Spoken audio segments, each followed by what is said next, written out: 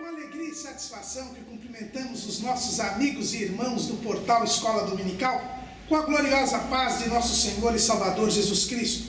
Estamos dando início a mais uma pré-aula, essa ferramenta que o portal Escola Dominical disponibiliza no início da semana, para que os irmãos possam melhor preparar a sua aula da Escola Bíblica Dominical. Leiam a revista das lições bíblicas, assistam a esta pré-aula, leiam o texto de apoio em que nós baseamos a nossa pré-aula. A nossa pré-aula ela é baseada no nosso texto de apoio que é publicado no portal Escola Dominical. Muitas pessoas perguntam, não corresponde aos tópicos da revista. A revista o irmão já está lendo. Nós aqui estamos dando um complemento, um subsídio. Então nós temos o nosso texto de apoio e este texto de apoio está sendo agora explanado aqui.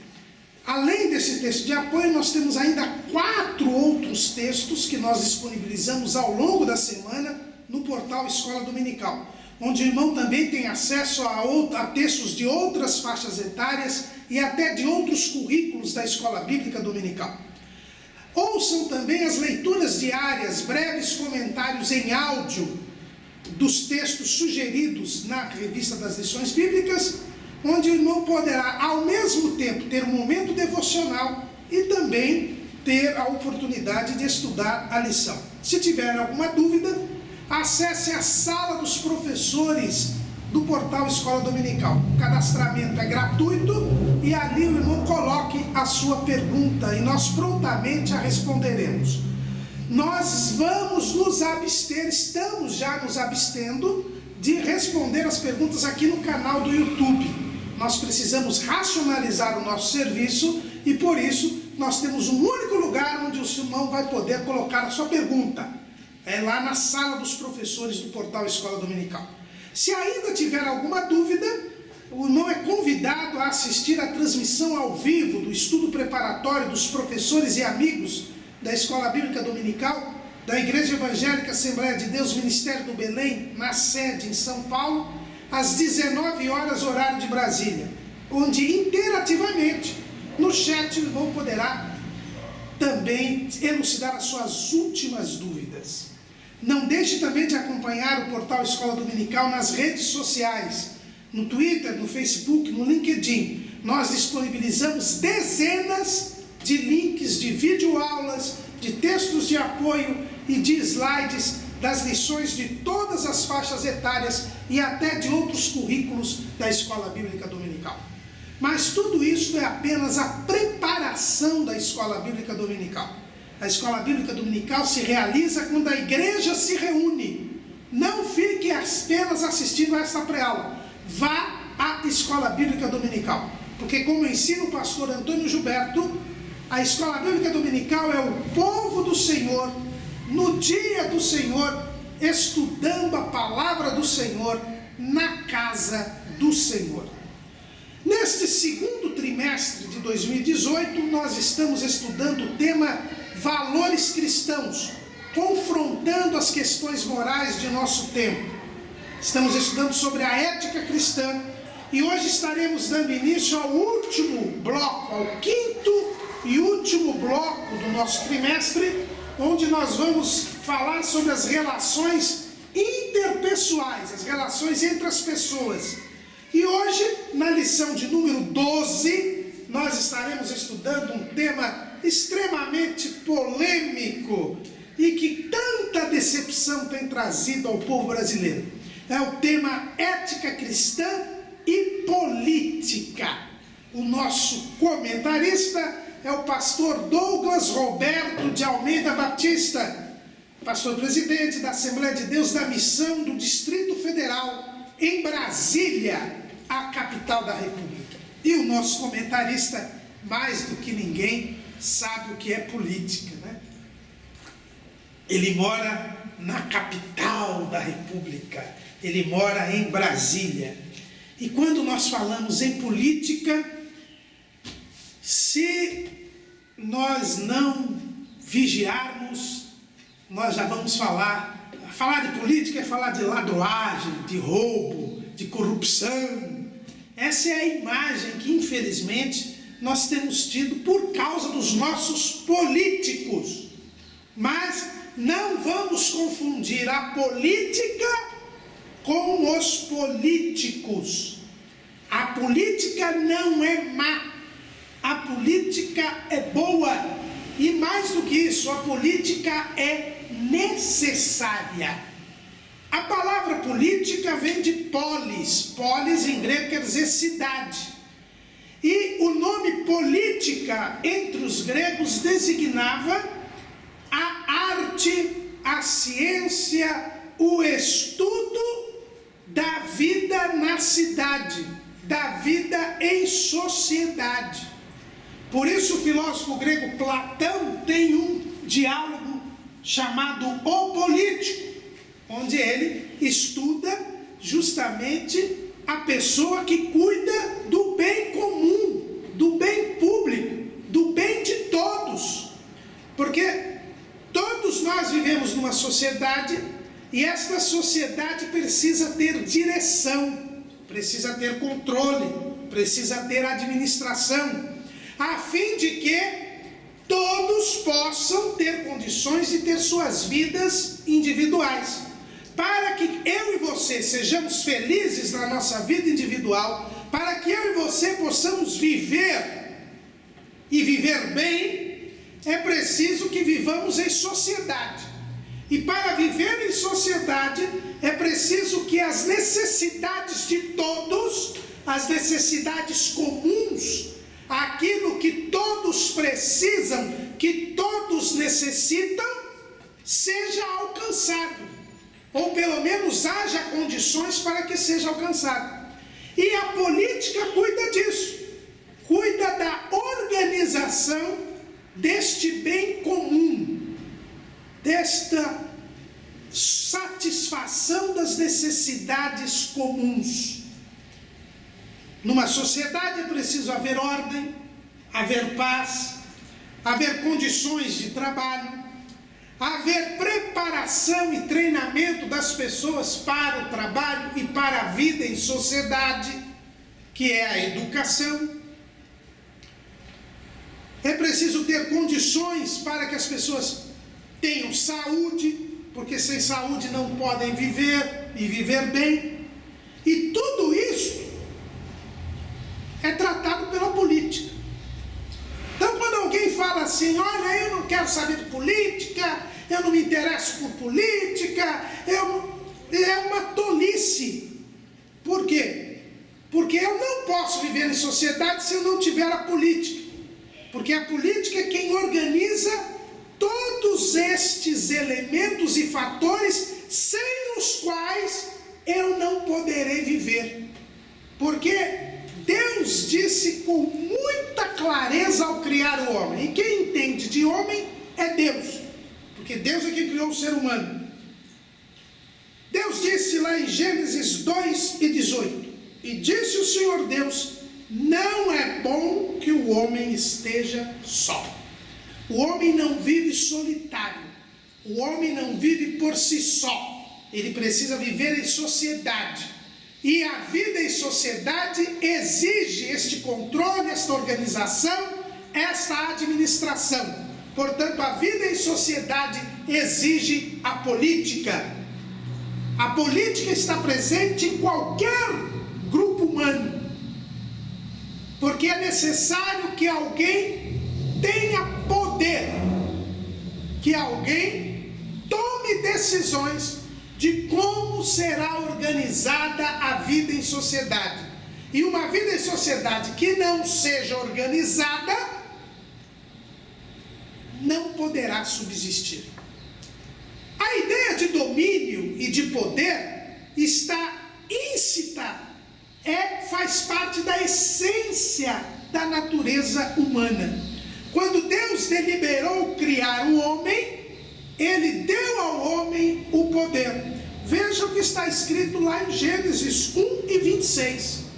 E disse Deus, façamos o homem à nossa imagem, conforme a nossa semelhança, e domine sobre os peixes do mar, e sobre as aves dos céus, e sobre o gado, e sobre toda a terra, e sobre todo réptil que se move sobre a terra. Quando Deus criou o homem com o propósito de o homem dominar a criação terrena.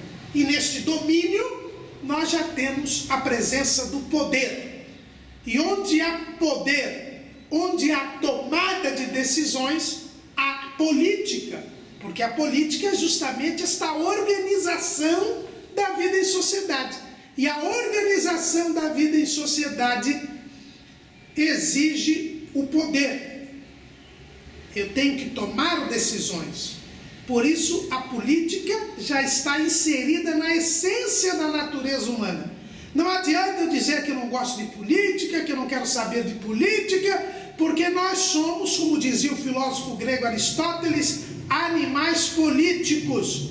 Deus criou o homem com a capacidade de domínio sobre a criação terrena e também domínio sobre os próprios homens. Com efeito, desde que nós adentramos ao mundo, nós já estamos sujeitos a autoridades. O que é a autoridade? A autoridade é aquela pessoa que tem uma posição na qual ela tem poder, na qual ela toma decisões. Todo poder pertence a Deus. É o que nós vemos lá no Salmo 60.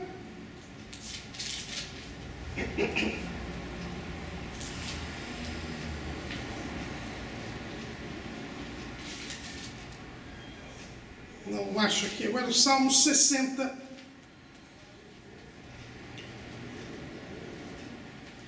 E 7, se não me engano.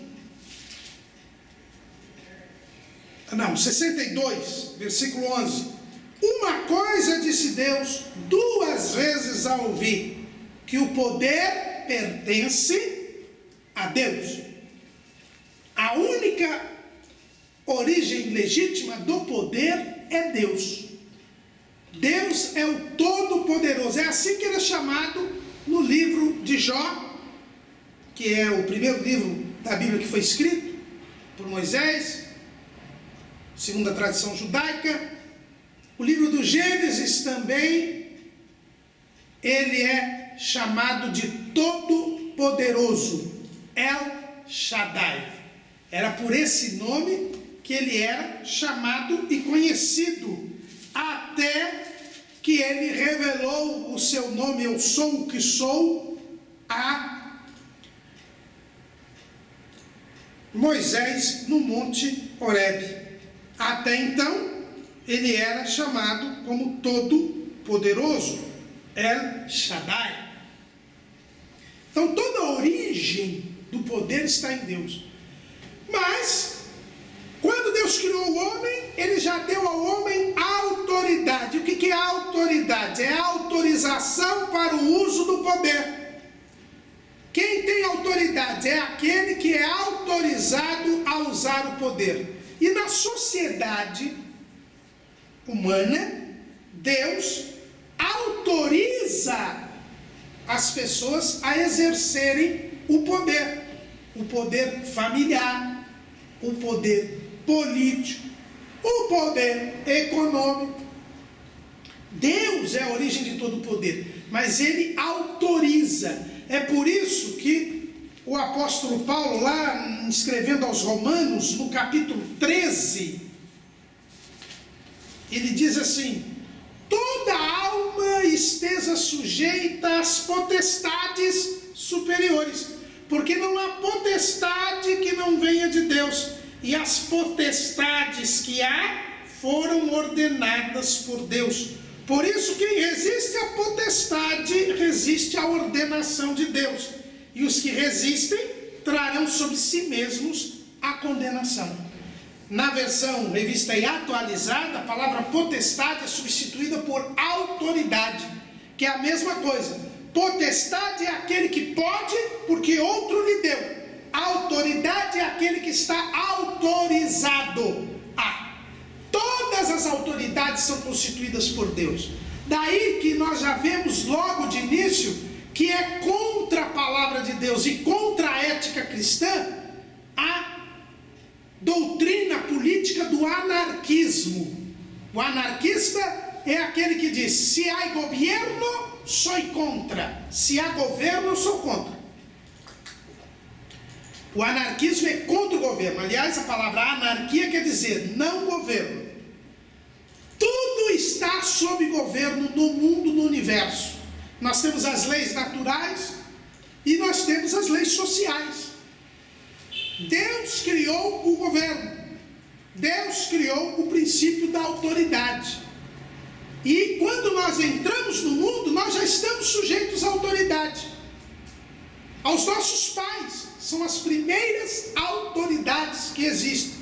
Aliás, um dos 10 mandamentos é exatamente o quarto mandamento aliás, o quinto mandamento é: honra a teu pai e a tua mãe, para que se prolonguem os teus dias na terra que o Senhor teu Deus te dá. E o Catecismo Maior do Westminster, né, que é esse grande documento da Reforma Protestante, que traz a doutrina bíblica, a doutrina reformada, ela diz que neste mandamento não está a pais ali, não é apenas os pais biológicos, mas toda e qualquer autoridade. É o que está lá na pergunta 127 do Catecismo Maior de Westminster. Então Deus tudo fez o princípio da autoridade, até porque Ele é o Senhor de todas as coisas. Então não podemos fugir das relações de poder, e quando falamos de relações de poder, falamos de política. Então política é algo instituído por Deus, porque Deus fez o homem com a capacidade de dominar sobre a criação terrena, então já faz parte da natureza do homem o domínio, o poder. Deus coloca o homem em sociedade, e na sociedade nós temos necessariamente um governo, porque é necessário organizar a vida em comum, e a política é exatamente a organização da vida em comum, a busca do bem comum, do bem de todos, da satisfação das necessidades comuns. Foi assim que Deus estabeleceu, foi assim que Deus criou. Como se não bastasse isso, depois do dilúvio, Deus ampliou o governo do ser humano. Por quê? Porque antes do dilúvio, não havia tanto domínio do homem sobre o homem. Havia a vida em sociedade, mas não havia tanto um governo estabelecido, forte, e a Bíblia diz que a terra se encheu de violência.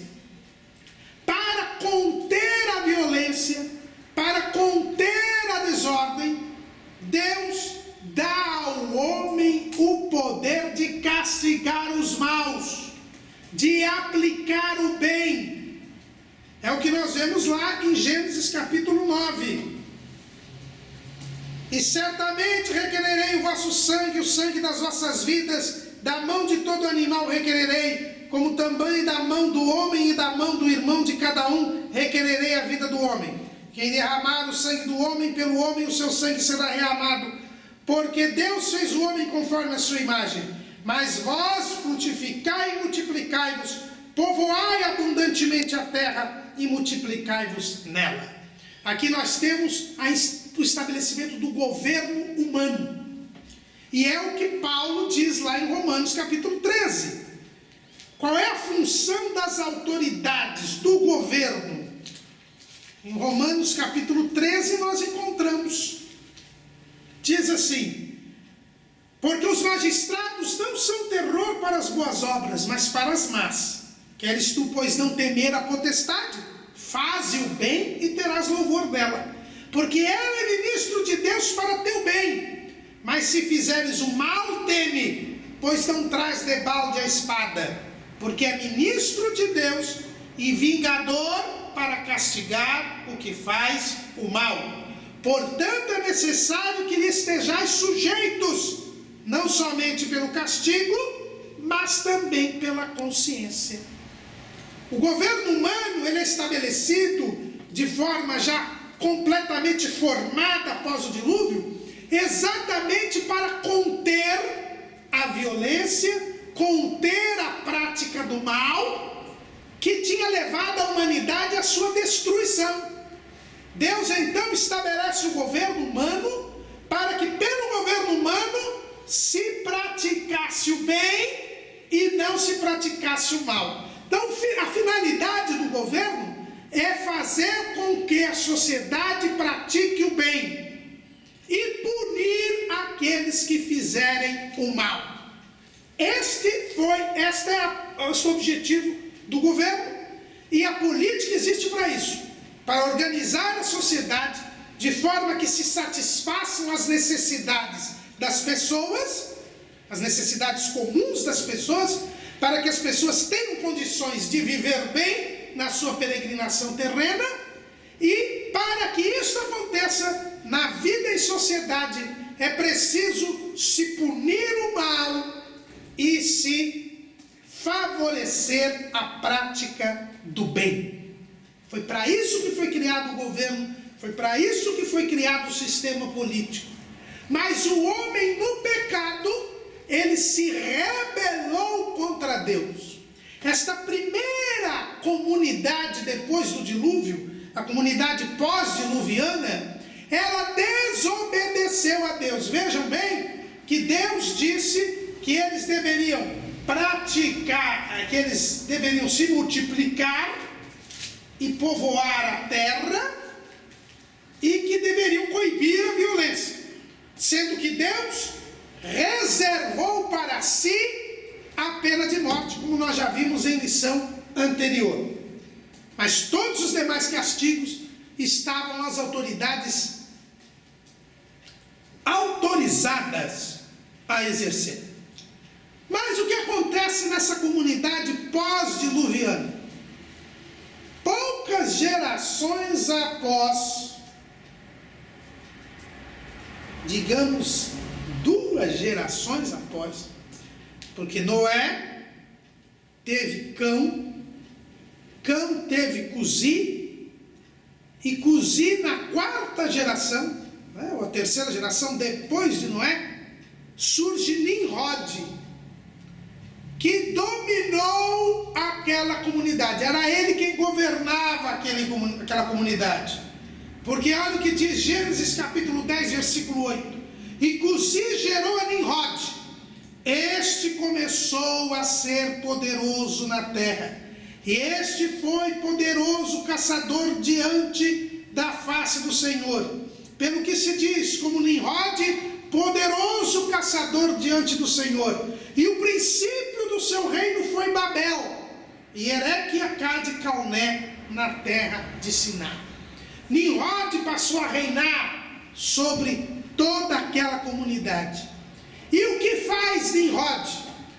Por ele reinar, por ele governar, ele estava pecando? Não, porque Deus estabeleceu o governo humano. Ele podia governar, mas ele deveria governar segundo a autorização divina. E Deus lhe havia dado autorização para quê? Para fomentar a prática do bem, impedir a prática do mal e satisfazer as necessidades comuns de todos. Para isso é que Nimrod deveria governar. Mas Nimrod se fez um Deus. Ele se arrogou o poder. E, entre outras coisas, desobedeceu a ordem divina. Não quis espalhar a comunidade pela terra. Quis ficar ali na terra de Siná, na Mesopotâmia, entre os rios Tigre e Eufrates. E ainda mandou construir uma torre para que, se Deus mandasse um dilúvio, eles pudessem escapar da mão de Deus. Aí começa a rebeldia contra Deus no sistema político. o governante se faz um Deus. O governante quer dizer o que é o certo e o que é errado, o que é o bem e o que é o mal. E o sistema político afronta a Deus. E é por isso que esse sistema é chamado no livro do Apocalipse de Babilônia, porque o princípio do seu reino foi Babel. Esta rebeldia contra Deus no sistema político começou com Nimrod e só vai terminar com o anticristo.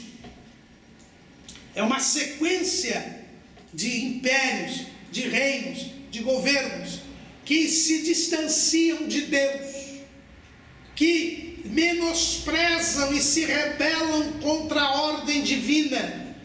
E nesse sistema político rebelde contra Deus, nós não temos a satisfação das necessidades comuns, nós não temos o fomento do bem, nós não temos a coibição do mal.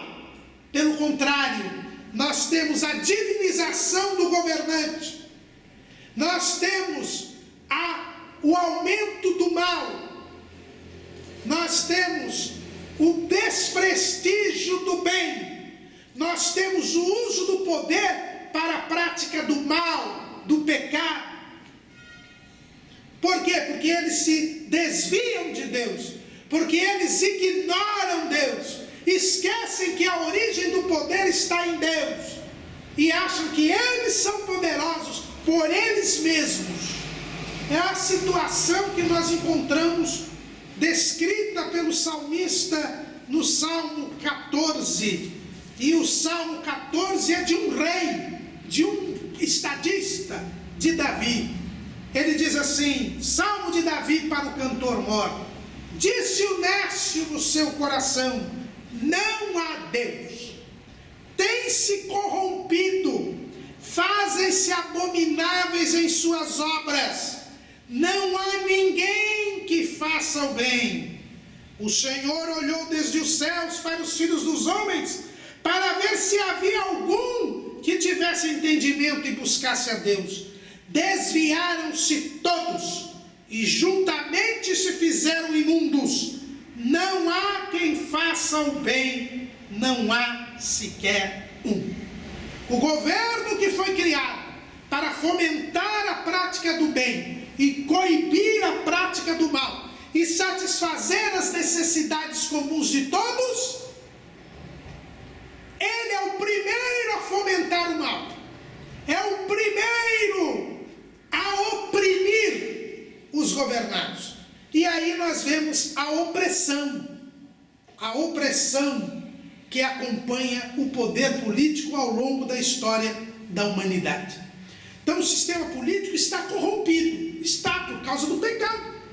O sistema político passa a ser a luta do poder pelo poder, porque se esquecem de que a origem do poder é Deus, e se esquecem que são autoridades, e que eles estão ali como ministros de Deus, para castigar os maus e louvar os bons.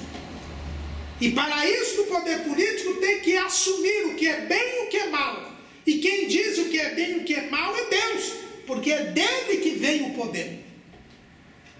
Quando o sistema político, ele determina por ele próprio o que é bom e o que é mal, ele se corrompe e acaba gerando a maldade espalhada, a maldade desenfreada, porque ele é o primeiro a fomentar o mal.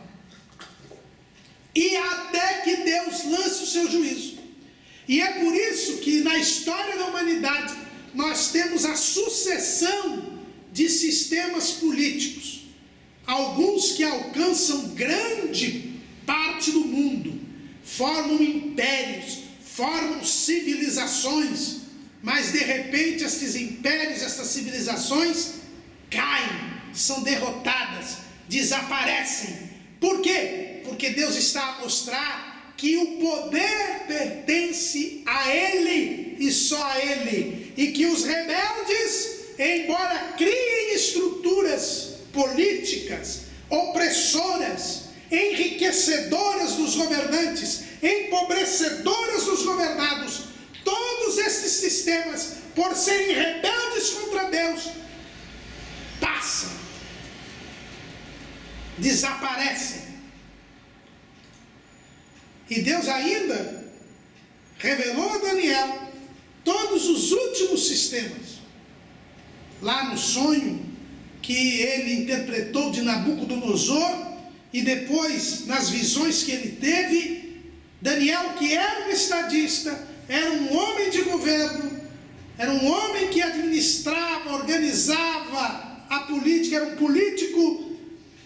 Deus revelou a ele a sequência de todos os impérios, até o último, que está para chegar, que está muito próximo, que é o império do anticristo.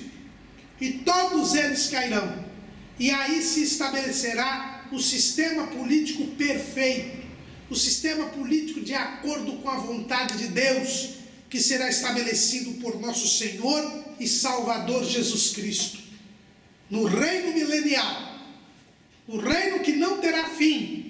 Nós teremos a redenção da política, e nós teremos a política cumprindo o seu papel de fomentar o bem, coibir o mal e satisfazer as necessidades comuns da sociedade, a fim de que todo ser humano possa ser feliz na sua peregrinação na terra.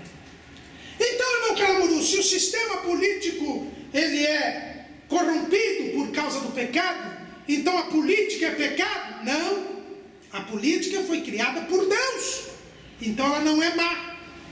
Ela foi corrompida pelo pecado, como tudo que Deus criou foi corrompido pelo pecado aqui na terra. Mas a política, ela é criada por Deus, e nós, como servos de Deus e como integrantes do reino de Deus, nós devemos agir de tal maneira que o sistema político vá na direção querida por Deus. E isto é possível? Sim, isto é possível. É possível que antes mesmo da redenção total da política, que se dará no reino milenial de Cristo, o povo de Deus, o cristão, ele traga para o político, para o sistema político, o que Deus quer que traga. O proverbista Salomão, ele também um político, ele diz mais de uma vez no livro de Provérbios a respeito disso.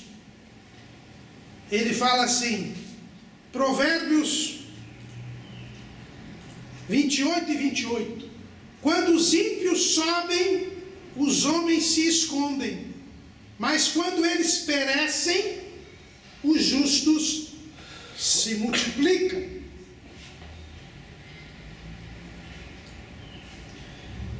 No capítulo 29 de Provérbios, versículo 2: quando os justos se engrandecem, o povo se alegra, mas quando o ímpio domina, o povo suspira. Jó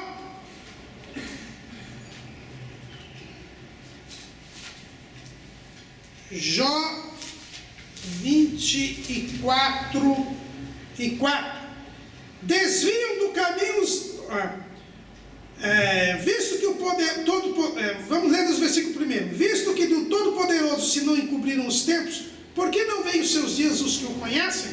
Até os limites removem, roubam os rebanhos e os apacentam, levam o jumento do órfão, tomam em penhor o boi da viúva, desviam do caminho os necessitados, e os miseráveis da terra juntos se escondem. Nessas palavras de Salomão e nas palavras de Jó, escritas por Moisés, nós vemos que é possível haver bem-estar, alegria, prosperidade numa sociedade, desde que o governo governo esteja na mão de pessoas justas, desde que esteja o governo na mão de pessoas que fomentem o bem, coíbam o mal e procuram satisfazer as necessidades comuns. E na história de Israel nós vemos que a nação prosperava economicamente, socialmente, militarmente, espiritualmente, quando o seu rei era um rei fiel a Deus. Isso no reino de Judá, ou mesmo antes da divisão do reino, os reinos de Davi e de Salomão foram prósperos, porque Davi e Salomão serviam a Deus. E quando Salomão se desviou, a situação começou a piorar. Mas nós vemos a nação padecendo e sofrendo quando o rei era infiel a Deus. E assim como aconteceu com Israel, acontece com o Brasil e acontece com qualquer nação. Quando nós temos um governante justo, e governante justo é aquele que faz a vontade de Deus, fomenta o bem, bem de acordo com o que Deus diz, porque o que Deus é quem diz o que é bom e o que é mal. Há alegria, há prosperidade, há harmonia, há bem-estar, há paz. Porque a Bíblia diz que bem-aventurada é a nação cujo Deus é o Senhor. Então nós, como servos de Deus, temos um papel a desempenhar na organização da sociedade, na tomada de decisões. Porque, embora a redenção da política só vá ocorrer no milênio, nós podemos contribuir para o bem-estar da sociedade, se nós efetivamente formos aplicadores do princípio bíblico, de que precisa haver um governo para fomentar o bem, coibir o mal e satisfazer as necessidades comuns da população. E Jesus, como sempre, é o nosso exemplo. Como é que eu posso participar da política? Como é que eu posso contribuir para que o sistema político, mesmo corrompido, possa trazer bem-estar? Em primeiro lugar, sendo um bom cidadão. O sistema político é formado de governantes e governados. E todos nós, como eu já disse, já entramos no mundo debaixo de autoridade. Já entramos no mundo como governados, como cidadãos. E nós precisamos ser cidadãos exemplares. Em primeiro lugar, a ética política, a ética cristã com relação à política, exige de nós que cumpramos os nossos deveres. Nós já entramos na terra como governados, debaixo de autoridade, e por isso nós temos deveres. Lembre-se disso, e Jesus foi cumpridor dos seus deveres e ensinou que nós devemos cumprir nossos deveres. Mateus 22 e 21, dizem-lhe eles, de César. Então ele, Jesus, lhes disse: dai, pois, a César o que é de César, e a Deus o que é de Deus. Esta frase, que o historiador francês Fustel de Coulanges considera ser o fim da antiguidade, é o que nós devemos fazer. Dar a César, César é o poder político, é a autoridade constituída por Deus. Jesus era dominado pelos romanos. Os romanos escravizaram os judeus, politicamente falando, subjugaram os judeus, por volta do ano 62 a.C. Os judeus tinham que pagar tributos aos romanos. Estavam dominados pelos romanos. Mas Jesus diz: dai a César o que é de César. Porque Deus havia permitido o domínio romano sobre os judeus. Nós devemos dar a César o que é de César, cumprir com os nossos deveres, ser cidadão cumpridor dos seus deveres, e você estará contribuindo para o bem-estar da sociedade. O que nós vemos hoje é que as pessoas não cumprem os seus deveres, querem direitos, mas não cumprem os seus deveres. Na nossa declaração de fé, o capítulo 16, que fala sobre a igreja e o Estado, que eu acho que é o capítulo assim mais fraco da nossa declaração de fé. Viu? Ele parece que foi até mutilado aqui, tão pequenininho, mas ele diz assim: cremos, professamos e ensinamos que Deus constituiu autoridades para administrarem a vida em comunidade e exercerem juízos nas sociedades pelo bem da coletividade. Com esse ensino, a Bíblia elimina a possibilidade de a igreja desconsiderar as autoridades constituídas. O Estado é o povo politicamente organizado exercendo a soberania em um território. A igreja do Senhor Jesus vive em sociedade e respeita o Estado, colaborando com as autoridades que o representam na preservação da ordem pública e na formação de cidadãos de caráter íntegro e honesto, produtivos e conscientes de que a autoridade é ministro de Deus para teu bem. Então nós temos que ser cidadãos na terra, cidadãos exemplares. Devemos pagar os tributos, não podemos sonegar. Dai a César o que é de César. E Pedro, aí, quando Jesus disse isso, estava falando de imposto, de tributo. E Pedro ainda diz que, Paulo, né, diz aqui em Romanos 13, versículo 7: portanto, dai a cada um o que deveis, a quem tributo, tributo, a quem imposto, imposto, a quem temor, temor, a quem honra, honra. E Pedro também fala disso. Sujeitai-vos, 1 de Pedro 2 e 12: tendo o vosso viver honesto entre os gentios, para que naquilo que falam mal de vós, como de malfeitores, glorifiquem a Deus no dia da visitação, pelas boas obras que em vós observem.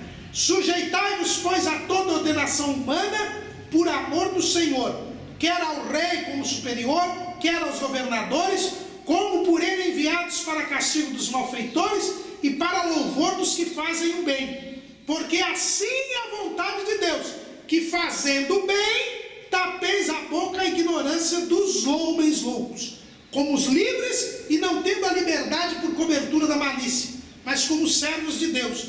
Honrai a todos, amai a fraternidade, temei a Deus, honrai o rei. Sejamos obedientes às leis, cumpramos todas as nossas obrigações, todos os nossos deveres, porque nós somos cidadãos da terra, estamos submetidos aos governos, às autoridades, não podemos nos rebelar contra elas, e assim nós já estamos contribuindo para o bem do sistema político.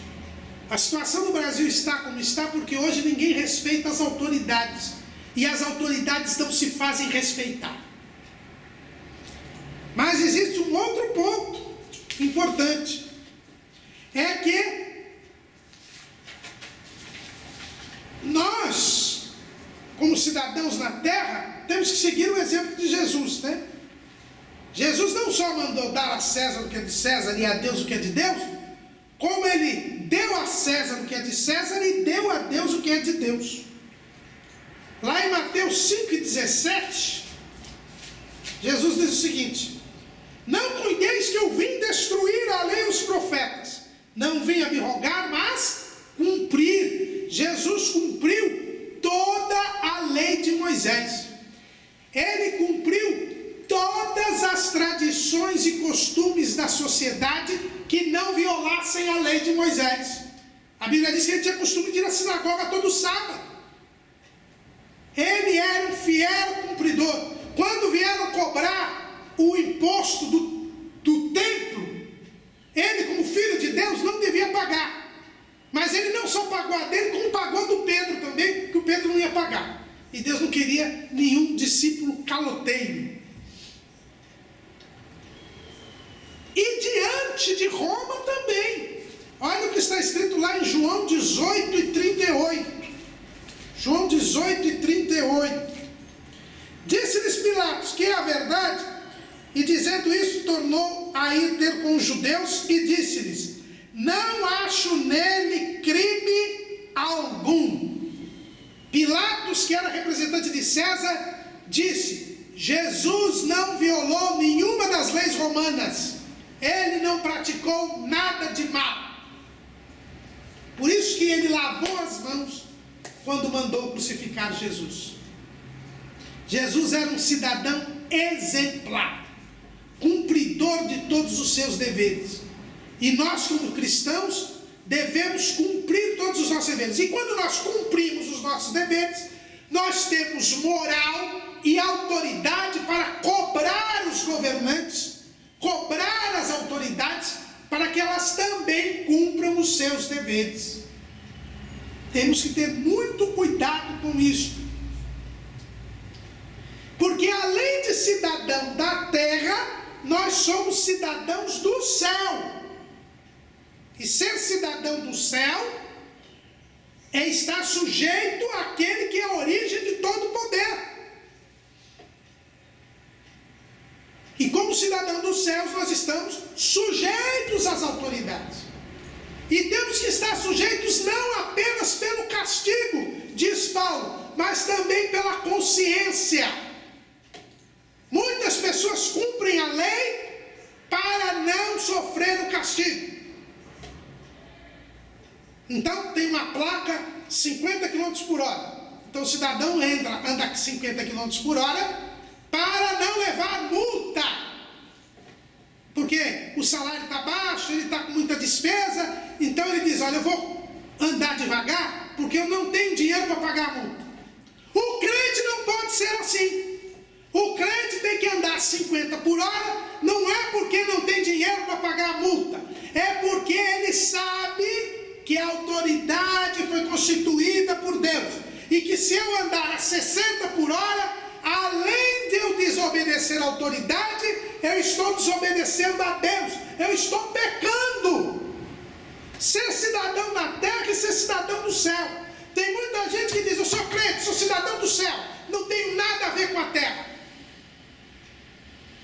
Tem alguns segmentos religiosos que se dizem cristãos, que até dizem que não se pode votar, não se pode participar de nada da vida política da sociedade, porque você é um cidadão do céu.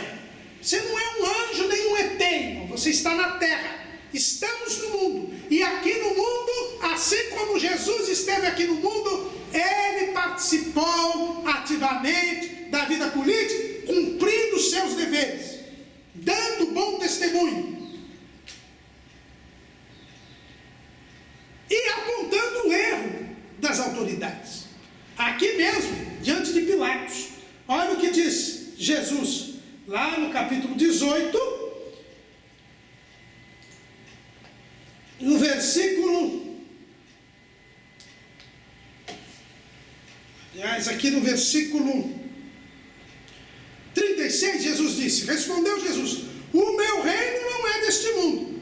Se o meu reino fosse deste mundo, pelejariam os meus servos para que eu não fosse entregue aos judeus.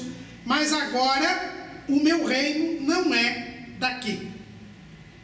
Então ele tinha consciência que o reino dele não era daqui. Naquele momento, ele vai estabelecer o seu reino aqui posteriormente. Mas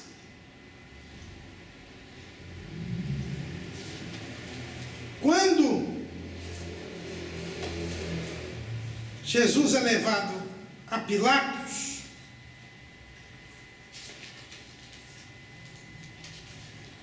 ele diz assim: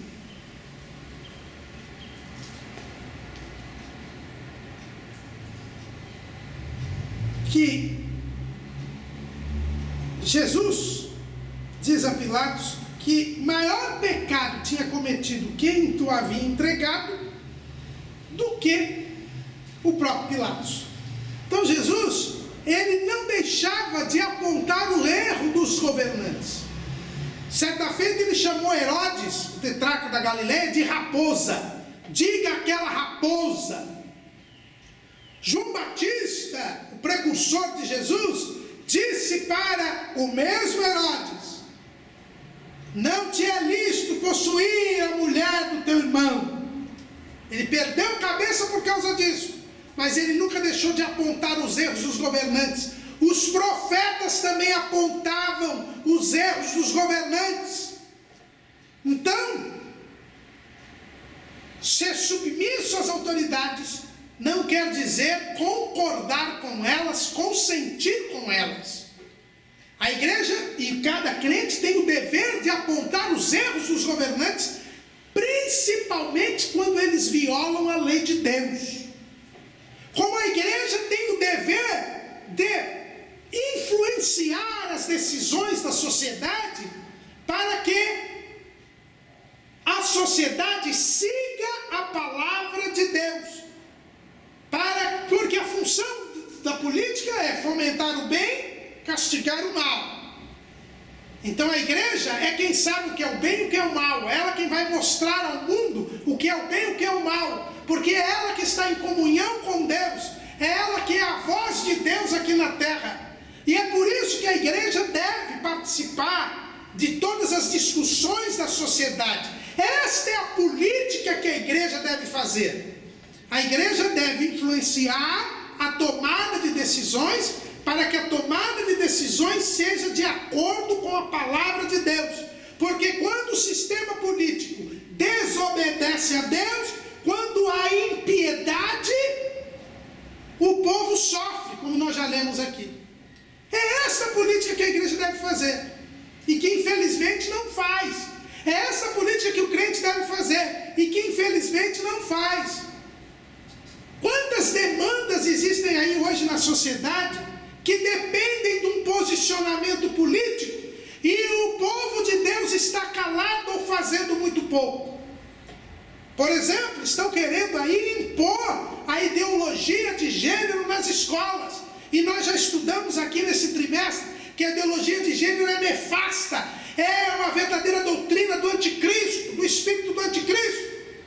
E onde está a igreja se mobilizando e os crentes se mobilizando para que leis assim não sejam aprovadas, para que o Supremo Tribunal Federal não tome uma decisão nesse sentido?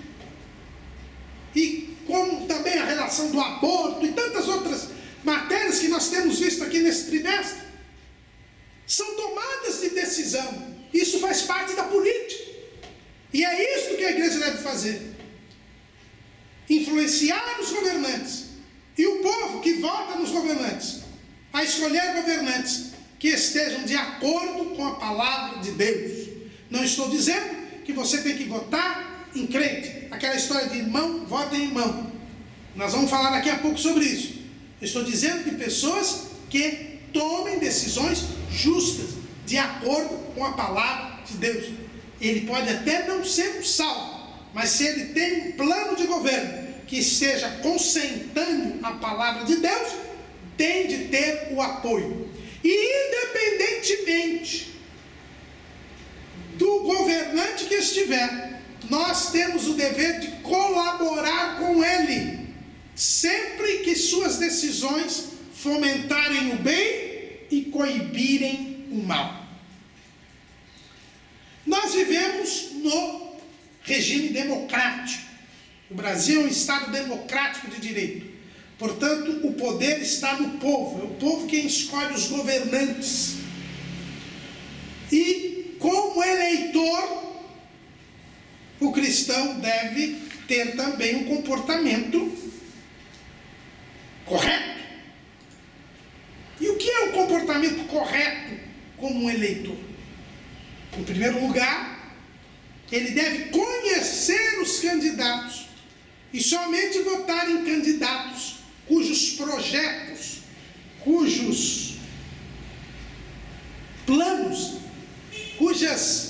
ideias estejam de acordo com a palavra de Deus.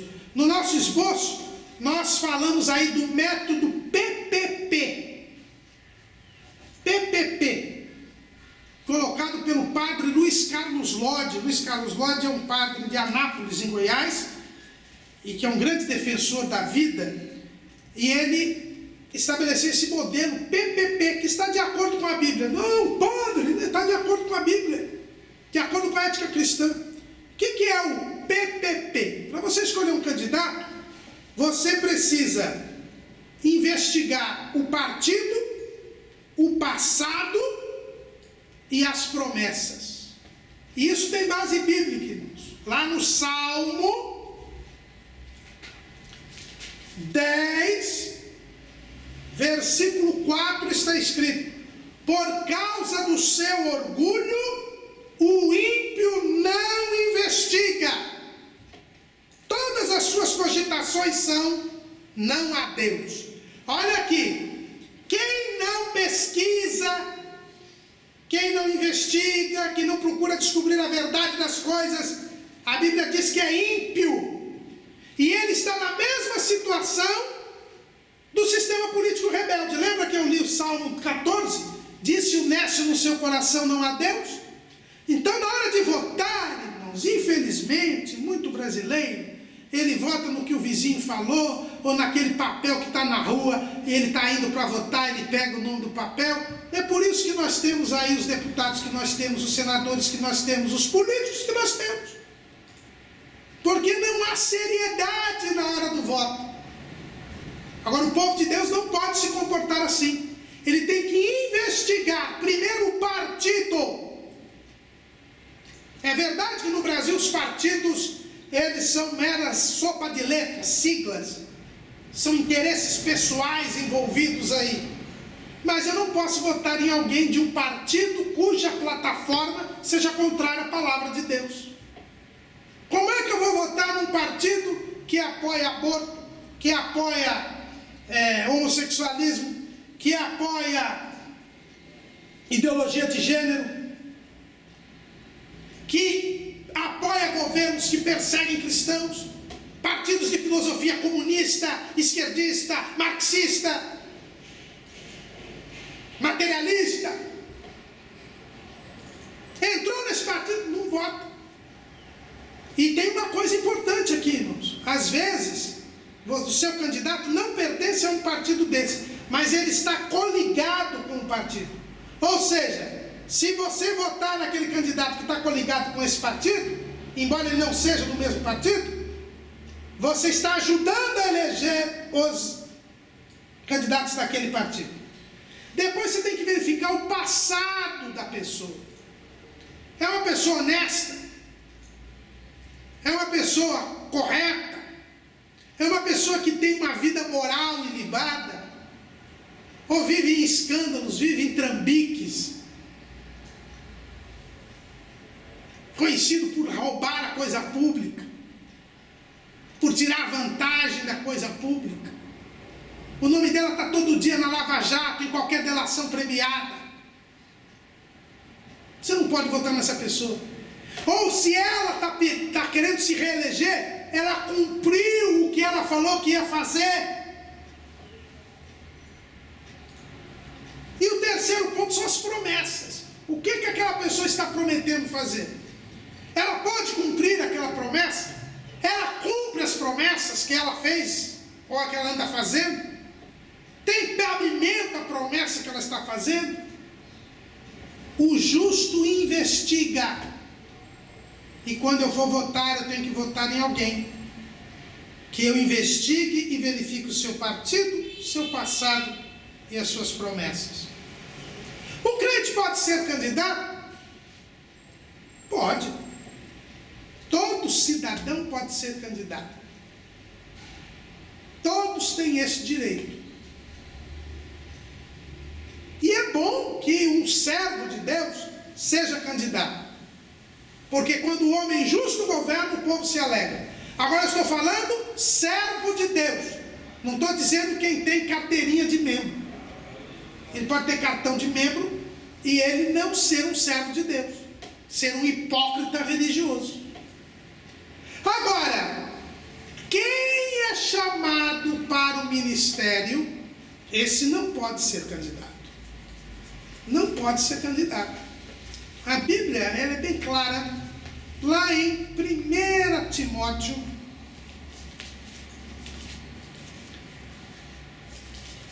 capítulo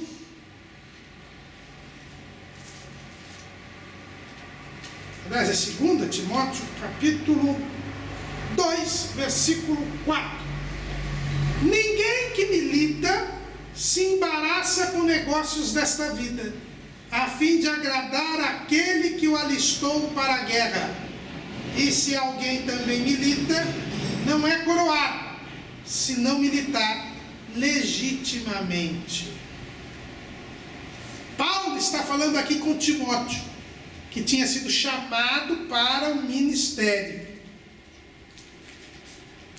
Quando você vai lá em 1 Timóteo, capítulo 4, versículo 14, Paulo diz assim a respeito de Timóteo: não desprezes o dom que há em ti, o qual te foi dado por profecia, com a imposição das mãos do presbitério. Ele tinha sido chamado por Deus para o ministério. E assim, ele não podia se embaraçar com os negócios desta vida. Aquele que é chamado para o ministério não pode se envolver em política. Não pode se envolver em política. Mas tem muitos pastores que são políticos hoje, eu sei, e lamento que isso esteja acontecendo. E é talvez por isso que o nosso capítulo da nossa declaração de fé seja tão sucinta com relação a esse assunto. Quando fala do direito do sufrágio, diz assim, o capítulo 16 da nossa declaração de fé, no item 2: sendo o direito público subjetivo de natureza política, o sufrágio decorre naturalmente de nossa condição de cidadão, pelo que, como cidadãos cristãos, podemos votar, ser votados e participar da organização e da atividade do poder estatal. Até aí tudo bem, correto. O crente pode ser candidato, ele é cidadão, e é bom que nós tenhamos servos de Deus no governo, porque quando o justo governa, o povo se alegra. Mas nós somos cidadãos dos céus e da terra. E sendo cidadão dos céus, se você é chamado ao ministério, você não pode ser candidato, a menos que você renuncie ao ministério. E isso é complicado, porque se você renunciar ao ministério, das duas uma: ou Deus se enganou e chamou por aqui sem querer, e Deus não se engana, ou então você está desobedecendo ao chamado de Deus, ou era um oferecido.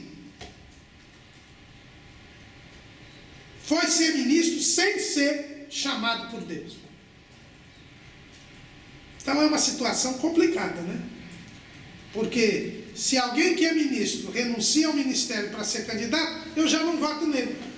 Porque, como Deus não se engana, então das duas uma: ou ele está desobedecendo a Deus, abandonando o ministério e amando o presente século como Demas, e portanto ele já não merece meu voto, ou então ele nunca foi ministro, ele se ofereceu ao ministério, obteve o ministério, e portanto ele não tem temor a Deus, porque ele estava exercendo uma função contra a vontade de Deus, e também então não merece o meu voto. Nós estamos num ano eleitoral, e por isso, irmãos, tenhamos esta consciência. O Brasil precisa do povo de Deus para melhorar a sua situação, e nós devemos votar, e votar bem, cumprir os nossos deveres, colaborar com os governantes que forem eleitos, para que haja o fomento do bem e a coibição do mal. É esta a parcela que nós temos na vida política sobre a face da terra Amém.